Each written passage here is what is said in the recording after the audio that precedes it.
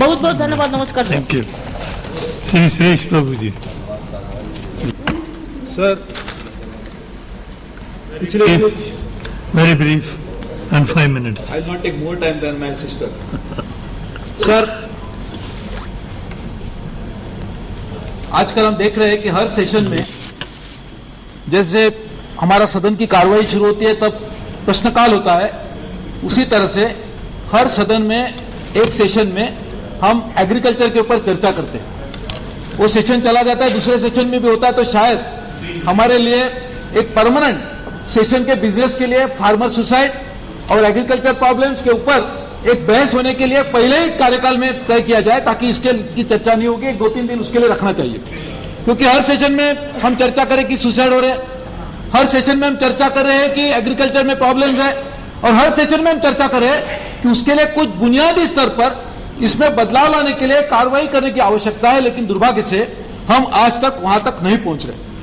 Sir हमने देखा है कुछ समय से कि सरकार की तरफ से जो बयान दिए जाते हैं, इसमें हम हमेशा ये कहते आए हैं कि हमारी कृषि क्षेत्र में जो समस्या है उसको हल करने के लिए ज्यादा से ज्यादा और ऋण सरकार की तरफ से किसानों को दिया गया। सर जो किसान आत्महत्या कर रहा है उसके कारण यह है कि जो ऋण लिया है वो दोबारा करने के लिए उसके पास पैसे नहीं है, तो और हम उसको ऋण देंगे तो किस तरह से आत्महत्या का सिलसिला कम होगा, ये मुझे अभी तक नहीं समझे। क्योंकि सरकार की तरफ से नेशनल सैंपल सर्वे की तरफ से जो बयान आया है उसमें लिखा है कि 51% से ज्यादा लोग बैंकिंग सेक्टर से ऋण उनको नहीं मिल रहे, इनफॉर्मल सेक्टर से पैसे ले रहे। यानी उसका वजह यही हुआ कि जो लोगों को ऋण मिल ही नहीं रहा है उनको तो ऋण मिल नहीं रहा है, क्योंकि बैंकिंग सेक्टर से बाहर है। अब बैंक की तरफ से जिसको ऋण दिए जा रहे हैं, जिन्होंने पहले ऋण लिया था, इसके लिए सबसे पहले सिर्फ क्रेडिट ओरिएंटेड प्रॉब्लम नहीं है, उसको और कुछ डायमेंशन है, उसके लिए भी सोचने की जरूरत है। सर दूसरी बात, आज किसानों को जिस तरह की राहत की जरूरत है उसमें सबसे मैं 2-3 चीज पहले ये बताऊंगा कि क्या समस्या है। सर आज हमारे देश में, और पवार साहब जो हमारे कृषि मंत्री है, सर सौभाग्य से मैं नहीं मानता हूं कि शायद आज के दिन में राजनीति में जितने भी लोग मौजूद हैं इनमें कृषि क्षेत्र के बारे में इतनी अच्छी जानकारी, हिस्ट्री, प्रेजेंट सिचुएशन और फ्यूचर क्या करना चाहिए शायद किसी को होगी।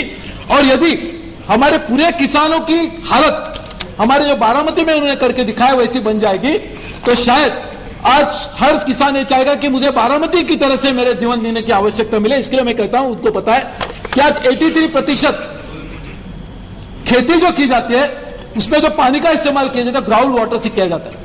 सर इकोनॉमिक्स ने एक आर्टिकल लिखा और उन्होंने कहा कितना पानी हम ग्राउंड वाटर यूज कर रहे हैं, जो यांगसे रिवर चीन की माइटिएस्ट रिवर, उसके 2.5 टाइम्स एनुअल इनफ्लो हम ग्राउंड वाटर यूज कर रहे हैं। सर ग्राउंड वाटर कहां से आएगा? तो आज जो हालत है उससे भी खराब हालत आगे आने वाले दिनों में बनेगी यदि पानी की समस्या को हम एग्रीकल्चर समस्या से नहीं जोड़ेंगे, और यह मैं मानता हूं हमारी बहुत बड़ी एक चैलेंज है।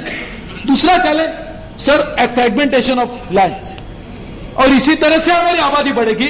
2050 में हमारी आबादी 60% बढ़ने वाली है, 160 करोड़ यदि हमारी आबादी होगी तो उसका असर हमारी फ्रेगमेंटेशन पर क्या होगा यह भी सोचने की जरूरत है।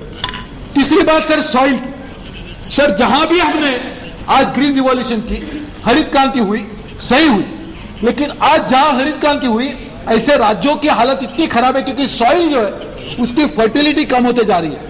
और इसीलिए आगे आने वाले दिनों में जो क्षेत्र है जहां पर ग्रीन रिवॉल्यूशन पहुंची नहीं, जैसे पश्चिम बंगाल है, ओडिशा है, हमारी पूर्वांचल भारत है, वहां भी हम ग्रीन रिवॉल्यूशन किस तरह से लाए, यह हमारे सामने की चुनौती है। सर चौथी बात, public investment in agriculture since 1991 has consistently gone down as a percentage of GDP. Sir मैं नहीं मानता हूं कि जिस तरह से रिफॉर्म हमने शुरू किए उस रिफॉर्म में हमने इंडस्ट्री और ट्रेड के तरफ ध्यान देकर रिफॉर्म किए। सर चीन में जब 1978 में रिफॉर्म की शुरुआत हुई थी तो उन्होंने एग्रीकल्चर से शुरुआत की थी, तो हमने बहुत गलत ढंग से काम करने की शुरुआत की। जहां से हमने बिल्डिंग बनानी है तो हमने पहला टॉप का बिल्डिंग बनाने की शुरुआत की तो बिल्डिंग खड़ी नहीं हुई। इसलिए सबसे पहले हमारे क्षेत्र में पब्लिक इन्वेस्टमेंट के ऊपर ध्यान देने की जरूरत है। सर दूसरी बात, आपको पता होगा सर सरकार की तरफ से एक जो सेंट्रल स्टैटिस्टिकल ऑर्गेनाइजेशन ने सर्वे किया, 45% किसानों का यह कहना है कि सोशल स्टेटस न होने के कारण हम एग्रीकल्चर छोड़ना चाहते हैं। तो किस तरह से किसानों को सोशल स्टेटस दिया जाए, क्योंकि आज सर किसान कहेंगे कि मैं किसान हूं, तो शायद उसके शादी करने के लिए, ब्याह करने के लिए कोई लड़की भी देने के लिए तैयार नहीं है। सोशल स्टेटस गिरता जा रहा है, तो यह भी हमारी सामने की बहुत बड़ी चुनौती है। और सर पिछले सालों में हमने देखा हमारे जीडीपी का ग्रोथ हो रहा है, लेकिन as a percentage of GDP agriculture share has fallen, while the population dependent on agriculture has not fallen. So that means per capita income of farmers have fallen at macro level, and there are enough evidence available that how it has fallen on micro level. So I will come to the solutions in my own way to cooperate with you so that I don't take more time. Sir, first, I think we should give away this preoccupation of farmers' problem related only to agriculture credit. That is one of the problems, but not the only problem. And therefore we should think about many other solutions which are required, including the first one is how can we provide more value-added products to farmers. Sir, there are examples in UP, in Maharashtra. Like that day when Mohan Singh ji was speaking, sir, those farmers who are planting sugar cane, if they are now doing sugar production through cooperatives, their incomes are increased. So we must bring more and more farmers who can have value-added products and stake into that, not the private sector but a farmer themselves, so that their incomes can go. So number two, we really need to have a market support system for farmers. So we can't have in India a system wherein we leave everything to the market forces. So markets are always dependent when the markets are perfect. We have not reached the stage wherein there are markets operating in a manner in which they should be, and therefore we must have a market intervention program from the government and market support system available to all farmers in India, and that is very important. So third, reduce input cost. Sir, I think the government now must think little bit differently than before. So power is very important because 83% of the groundwater, so you cannot draw groundwater without electricity, and electricity is now expensive. So we have decided to give free electricity, because free electricity means no electricity to farmers. Farmers only get assurance of free electricity but don't get electricity. So I am concluding, sir. I am concluding, sir. Sir, you are my ideal, sir. Whenever you speak from here, what you do, I will do, sir. Sir, I will, sir. Just there is no end. No, sir, I am saying. Sir.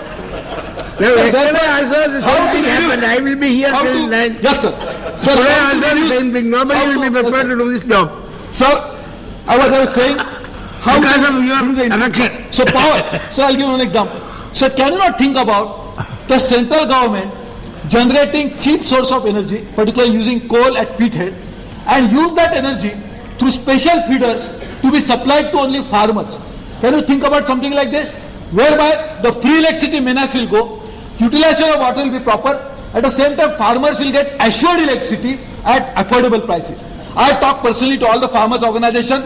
Nobody said that we want free power. They should only give us assured quality power. So therefore, can you think about this? We really need to think about it. Sir, fourth point is insurance.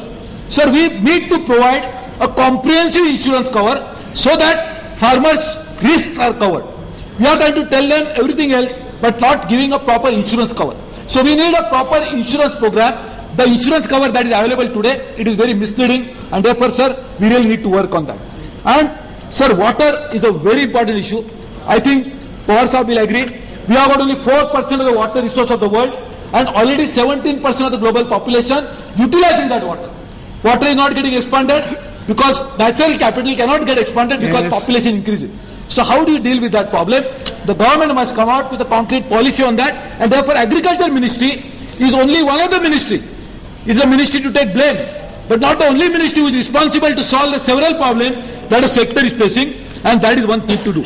And therefore, sir, only 2 points I'm making, clearly 2 points. So one is population control. So I think we cannot deal with agriculture problem without thinking about population control. We must have, I was reading a statement by the Prime Minister today who said population is not a problem. So this is a fallacy. The demographic dividend theory that we are becoming a young nation as if we are going to remain young for life. We are going to remain a young nation for some time. But that population cannot be supported by the agriculture because there is a problem. So therefore population control also must be linked to the agriculture problem. And so last point is a science. Sir, there are a lot of fallacies about use of science in agriculture. Whenever you use biotechnology, there are a lot of issues which are raised, ethical, environmental and others. I think this is a time that government must call all concerned people Yes. and must address this issue and settle it once and for all. How to address the problem related to science and technology? Thank you very much, sir. Thank you.